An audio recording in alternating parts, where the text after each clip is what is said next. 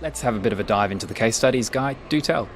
So I wanted to make the report a bit more interesting than just reading graphs around a survey, and I wanted to make sure that we were getting some context around what businesses are actually doing. So I've included a lot of case studies in this report.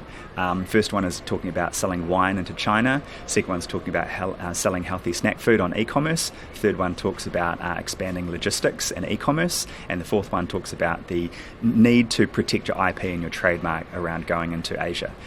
So we've talked to businesses that we work with to try and find out information about those, and that's the stuff that I find really interesting, to sort of see what a business is actually doing, getting the quotes from them, and comparing that against what the industry trends are that are found in lots of different white papers and other research materials. So you've kind of got a combination of what businesses are saying as individuals, what they're saying as a group in terms of the survey, and then what's happening on the macro level in some of the industries. So that's the three things that sort of pull together to make this report, and I think it's a really great, compelling sort of combination. And you don't have to read the whole thing. You can sort of flip through and find things that are interesting for you. There's 72 pages of stuff in here, and I believe that anyone who's in business will find something useful in here.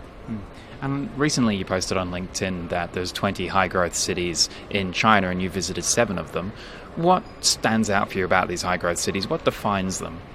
The thing that I found really interesting is that people talk about, for example, the growth in China, and there's a very slow sort of macro slowdown in the growth of China, and I think people absolutely miss the point about it, because individual cities in China are still growing above that GDP rate.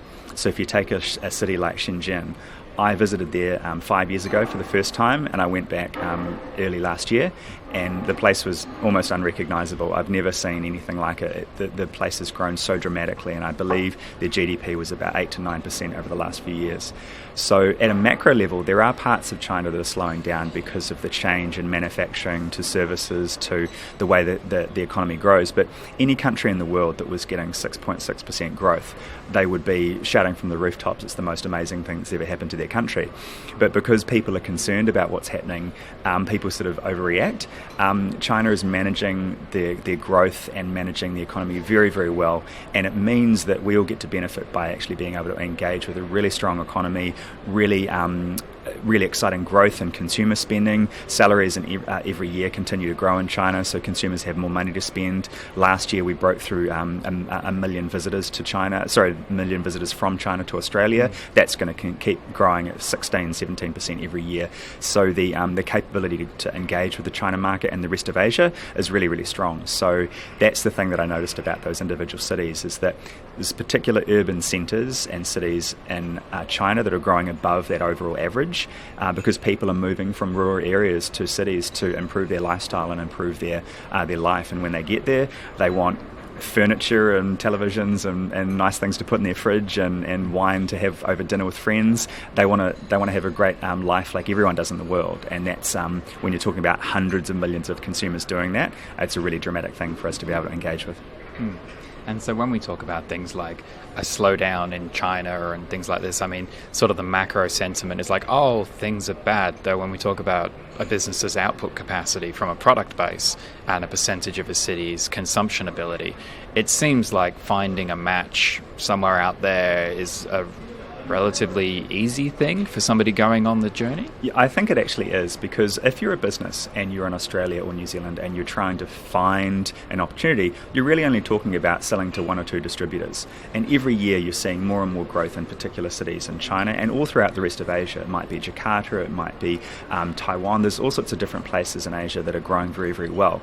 So some of the macro trends, of course, are going to alarm economists, because you have, when they talk about the billions of everything in different directions, it's a little bit of a worry. But I see the destabilisation in the West, the UK, the US and the EU, as far bigger, more important and worrying economic trends as to anything that's happening in the East. The growth all across Asia is going to be consistent and steady and stable, and as companies and as businesses, we'll be able to engage that in a really exciting way. So I don't see be any problem for individual businesses to engage with the market, because you're looking to be able to sell a product that already sells well in Australia. You can't go to Asia unless you already have a strong base selling your product here. You can't expect that that Asia is going to be the magic bullet that saves your company. You need to make sure that you're actually running a decent business in Australia, that you have the funding, the capital, the time, the commitment to be able to expand into the market.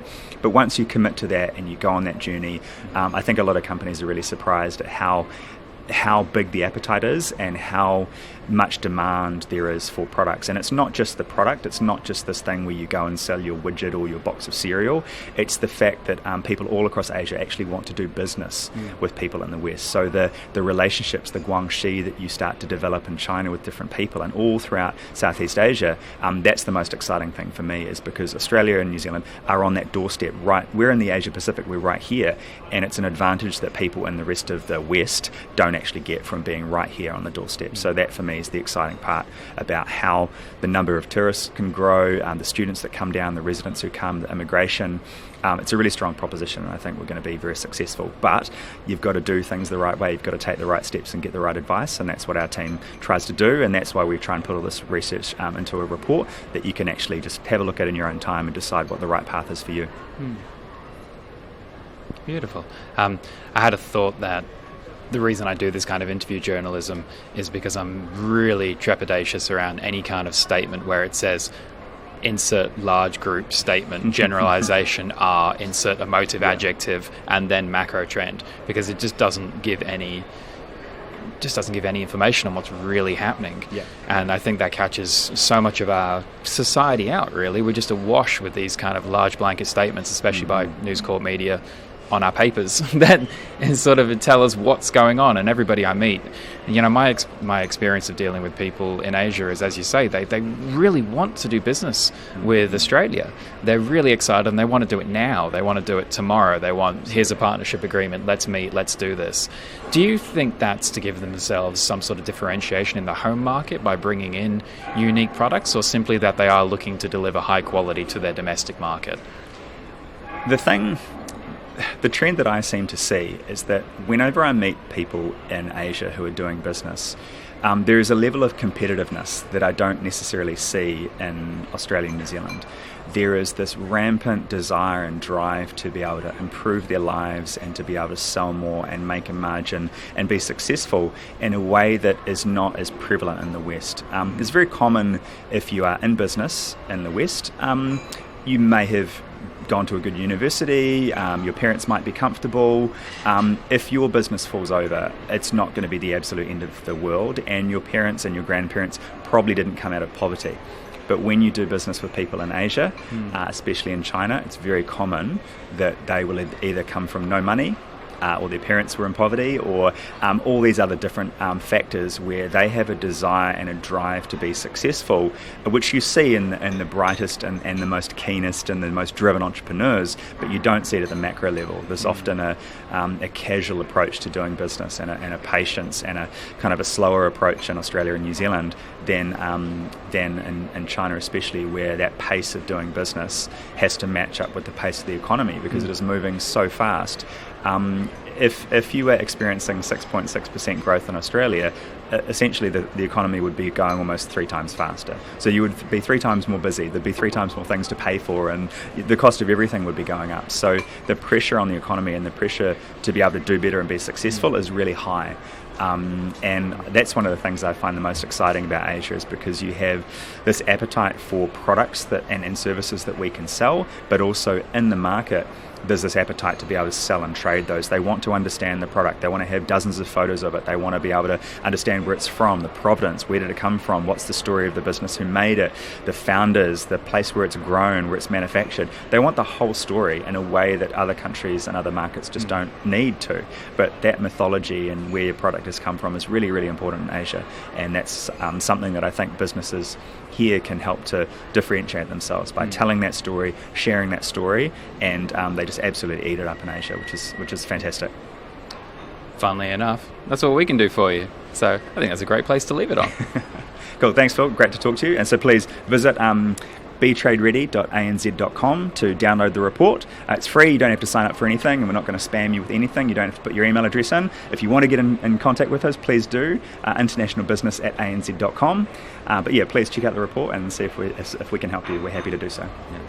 Excellent material in this. Thanks for watching. See ya.